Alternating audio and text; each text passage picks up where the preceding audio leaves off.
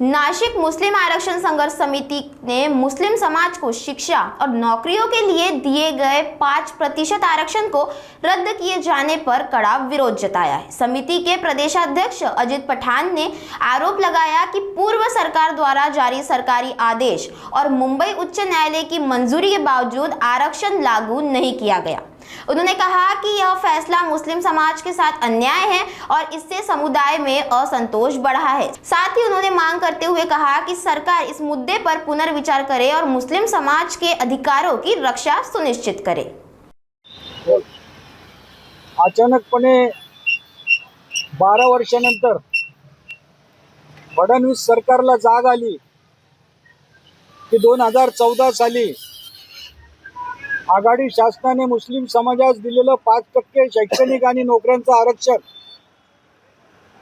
याचा जो GR आघाडी शासनाने काढलेला होता, परंतु त्यानंतर आलेल्या युती शासनाने रात्री 11 वाजता हा GR रद्द करण्याचा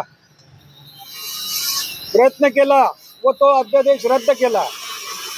परंतु मुंबई उच्च न्यायालयाने सदर अध्यादेशाला मान्यता देत मुस्लिम समाजाचं 5% शैक्षणिक आरक्षण हे देण्यात यावं अशी भूमिका घेतली। परंतु धार्मिक द्वेष मनात ठेवून त्या काळच्या फडणवीस सरकारने मुस्लिम समाजाला आरक्षण देण्याचं रद्द केलं।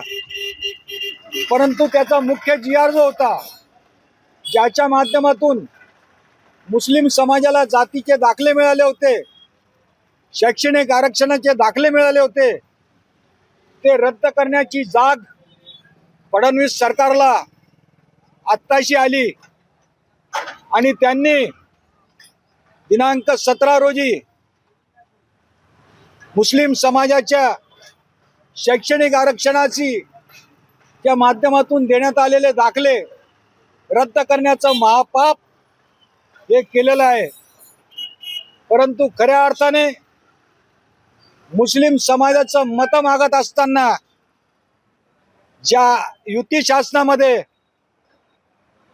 भारतीय जनता पक्षाबरोबर सत्तेचा भोग घेत असलेले जे स्वतःला मुस्लिम समाजाचे कैवारी समजणारे असे राजकीय पक्ष बसलेले आहेत, त्यांचे नेते बसलेले आहेत, त्यांचे पदाधिकारी बसलेले आहेत, जे शिंदे सेनेमध्ये काम करतात, जे राष्ट्रवादी काँग्रेस पक्ष अजित पवार पक्षामध्ये काम करतात, अशा मुस्लिम नेत्यांना, मुस्लिम कार्यकर्त्यांना व मुस्लिम मंत्र्यांना आज लाज वाटली पाहिजे का मुस्लिम समाजाचं ते आरक्षण सुद्धा रद्द करण्याचं आणि 2014 साली ज्यांना दाखले देण्यात आलेले होते ते रद्द करण्याचं काम हा धार्मिक द्वेष मनात ठेवून फडणवीस सरकार करत आहे।